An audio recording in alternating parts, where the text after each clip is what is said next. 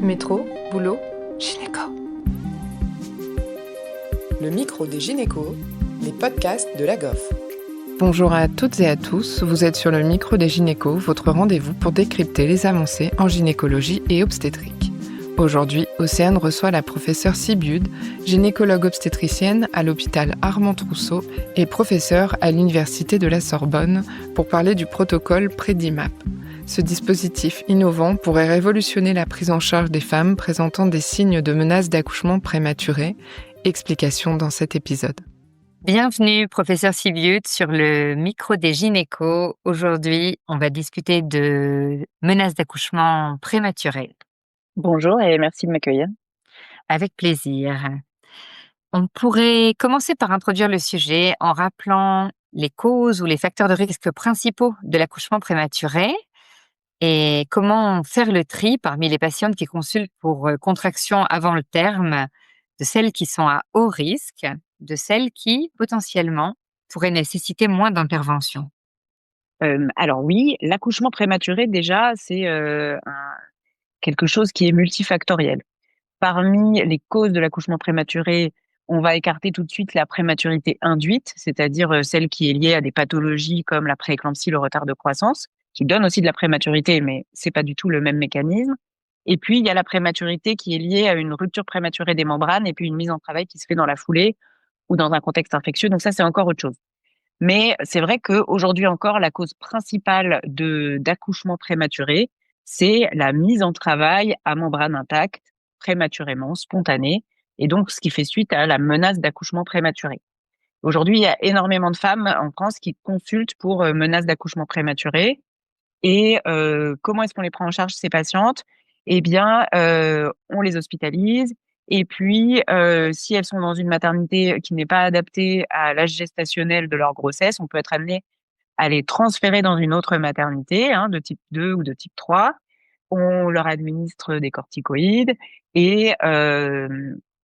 et puis, on peut leur administrer aussi, une tocolyse le plus souvent, donc il y a plusieurs, médicaments qui peuvent permettre d'arrêter les contractions, donc de réaliser une tocolyse. Et en fait, parmi toutes ces femmes à qui on a fait, ce package de prise en charge de la menace d'accouchement prématuré, eh bien, il y en a au moins 1 sur 2 qui va accoucher après 37 semaines d'aménorrhée, donc pas du tout prématuré. Et puis, on a estimé qu'il y en a, quasiment 80 à 90% qui vont accoucher, en tout cas au-delà des 7 jours. Donc ça ne veut pas dire qu'il fallait pas leur faire, les corticoïdes et éventuellement la tocolyse, mais par exemple, le transfert dans une autre maternité, c'était pas forcément nécessaire.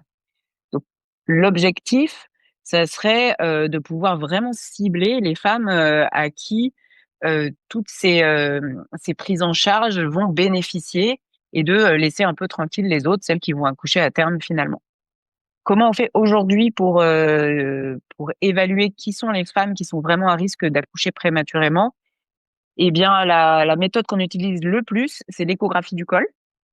C'est plutôt une bonne méthode parce que, quand on a une longueur efficace, du col qui est, élevée, en France, en général, on a mis la limite à 25 millimètres, mais parfois on change un peu cette limite en fonction des centres. Si la longueur du col est plus élevée que ça, on est complètement rassuré. C'est que la patiente va pas accoucher, en tout cas dans les 7 à 15 jours, on peut être vraiment assez rassuré. En revanche, avec l'échographie du col, il y a quand même pas mal de ce qu'on appelle des faux positifs. C'est-à-dire que quand on a un col à 19-20 millimètres, eh ben, souvent, on accouche quand même pas prématurément. Mais c'est difficile de faire la part entre les patientes qui vont accoucher prématurément et celles qui vont pas le faire. Est-ce qu'on sait si le taux de faux positifs, il peut être proportionnel peut-être à un manque d'expérience de l'échographiste, ou est-ce que ça a été un petit peu regardé? Parce qu'on s'attend à ce que ce soit quand même beaucoup dans les hôpitaux publics, en tout cas les internes qui fassent l'échographie de col au moment de la consultation. On a des idées quand même parce que, l'échographie du col, son avantage, c'est que, ça a été bien étudié en termes de. C'est assez reproductible. Ouais, c'est complètement reproductible. Donc je pense pas que ce soit lié, enfin vraiment l'impression qu'on a, c'est pas que c'est lié à l'expérience de l'opérateur, c'est vraiment une variabilité entre les patientes. D'accord. Après, on peut utiliser d'autres méthodes pour savoir qui risque d'accoucher, prématurément. Il y a des pays où on utilise la fibronectine fœtale dosée dans le prélèvement vaginal. Donc c'est, voilà, c'est un marqueur qui pourrait être lié à la prématurité, mais qui est pas tellement plus efficace que l'échographie du col dans les études qui ont regardé ça. Et puis évidemment, on peut se baser sur d'autres choses, des choses cliniques. L'antécédent d'accouchement prématuré, est-ce que c'est une grossesse gémellaire, est-ce qu'elle a des contractions qui sont vraiment douloureuses et rapprochées. Donc ça, c'est aussi bien sûr des choses qui rentrent en ligne de compte pour décider si la patiente a besoin d'être hospitalisée ou pas. Vous, votre avis sur la fibronectine alors, c'est que son association à l'échographie ou son utilisation de toute manière n'apporte rien par rapport à l'échographie du col? Alors moi, j'ai jamais travaillé dans un endroit où on utilise la fibronectine, donc je peux pas dire que dans ma pratique clinique, je trouve que ça sert à rien. Ça serait pas vrai. Mais pour le coup, les études qui l'ont comparé à l'échographie du col, elles montrent pas de bénéfice de la fibronectine fétale, soit à la place de l'écho du col, soit en association avec l'écho du col. D'accord. Est-ce qu'il y a d'autres marqueurs biochimiques qui peuvent être, discutés dans ce contexte? Alors il y a des marqueurs qui sont à l'étude actuellement et il y a une étude en ce moment qui est en cours qui des marqueurs qui ont été brevetés et qui seraient plus associés au risque d'accouchement prématuré justement que la fibronectine fétale, qui serait meilleure pour pouvoir détecter le risque d'accouchement prématuré. Et ces marqueurs, ils sont en cours d'évaluation pour l'instant. Ils permettraient d'avoir à la fois moins de faux négatifs et moins de faux positifs, c'est-à-dire de repérer vraiment toutes les femmes, y compris celles qui ont un col un peu plus long, qui risquent d'accoucher prématurément, les rares faux négatifs de l'écho du col, et aussi de limiter les faux positifs, c'est-à-dire de pouvoir rassurer les patientes qui ont par exemple un col à 14 ou 15 millimètres, mais dont on sait grâce aux marqueurs que elles ne vont pas accoucher dans la semaine ou les 15 jours qui suivent. Mais ça, c'est pour l'instant encore à l'état de recherche. D'accord, donc pour l'instant, c'est secret dans le contexte du protocole, n'est-ce pas? En fait, le nom des biomarqueurs est encore sous brevet, mais c'est le cadre de l'étude Prédimap qui devrait se terminer d'ici 2 ans. Super, et bien, on attend les résultats. Est-ce que vous pouvez nous expliquer rapidement un peu en quoi consiste l'étude, ou quels centres sont impliqués? Bien sûr, donc cette étude Prédimap, elle est réalisée dans 5 centres qui sont en Île-de-France et donc qui appartiennent à la PHP ou pas à la PHP. Donc 5 maternités et donc pour l'instant, pour pouvoir valider l'efficacité de ce test, eh bien, on inclut des patientes qui se présentent aux urgences pour des contractions, quelle que soit la mesure de leur écho du col. On réalise la mesure de l'écho du col et on fait ce test qui est un prélèvement vaginal très simple et ensuite, on va doser les biomarqueurs et réaliser un algorithme qui prendra en compte l'échographie du col, quelques données cliniques, très peu de données cliniques pour que ce soit facile à utiliser, et le dosage des biomarqueurs pour pouvoir rendre immédiatement au lit de la patiente son risque d'accouchement prématuré qui sera classé en haut risque ou bas risque et qui permettra de pouvoir rassurer plus de patientes aujourd'hui que ce qui est capable de faire l'échographie du col. Donc on inclut les patientes là en ce moment aux urgences, mais pour l'instant, on ne leur rend pas le résultat, on n'a nous-mêmes pas le résultat, on est en aveugle du résultat. Quand on aura fini d'inclure les patientes, on pourra calculer la sensibilité, la spécificité de ce test et s'il correspond à nos attentes, et bien après, il pourra vraiment être utilisé pour pouvoir améliorer la prise en charge des patientes. Et vous allez inclure combien de patientes? On a déjà inclus 900 patientes et il nous reste encore 1 800 patientes à inclure. Waouh, oui, ça va être une, belle étude. Bravo, et puis on est pressés de vous lire alors. Donc si Predimap, a les résultats escomptés, vous espérez bien sûr nous fournir des moyens plus efficaces de trier parmi les patientes qui consultent aux urgences pour contraction, celles qui vont effectivement accoucher de celles qui n'accoucheront pas. Donc on se pose la question de toutes ces nombreuses, donc comme vous l'avez dit, hein, hospitalisations pour MAP, qui ne se suivront pas d'un accouchement prématuré. Est-ce qu'on a connaissance des effets peut-être psychologiques et économiques de ces situations? Alors oui, on a partiellement connaissance des effets psychologiques et on a connaissance des effets économiques. Donc sur le plan psychologique, pour le coup, il est démontré que le fait d'accoucher prématurément, et ça c'est accoucher effectivement prématurément, c'est associé à un risque d'anxiété plus élevé, un risque de dépression du postpartum qui est plus élevé. Le rôle de l'hospitalisation elle-même sur le risque psychologique a été évalué dans certaines études, pas spécifiquement les hospitalisations pour MAP, mais les hospitalisations en cours de grossesse. Et il y a un retentissement du fait d'être hospitalisé sur le plan psychologique, avec là aussi plus d'anxiété, plus de symptômes dépressifs quand on est hospitalisé en cours de grossesse.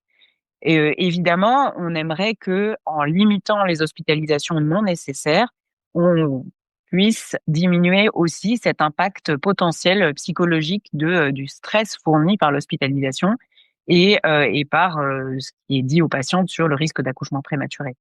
Et puis sur le plan économique, c'est pour le coup assez simple à évaluer, puisque les coûts d'hospitalisation, les coûts de transfert in utero, si on peut les limiter uniquement aux patientes pour qui il y a un réel bénéfice, eh bien on va mécaniquement faire des économies de ce côté-là, évidemment en prenant en compte le fait que l'idée c'est surtout de ne pas passer à côté d'une femme qui risque d'accoucher prématurément. Mais ça fait partie aussi de notre objectif dans Predimap, c'est d'augmenter aussi la sensibilité de test. Est-ce qu'on a une idée du coût actuel de ces hospitalisations pour menace d'accouchement prématuré qui n'évoluent pas vers un accouchement prématuré? Alors, je sais pas le coût actuel, mais il y a On imagine qu'il est important. ouais, il y a plusieurs dizaines de milliers d'hospitalisations pour ça. Donc, si on imagine que déjà 50% vont aller jusqu'à 37 semaines, vraiment cette hospitalisation aura été inutile.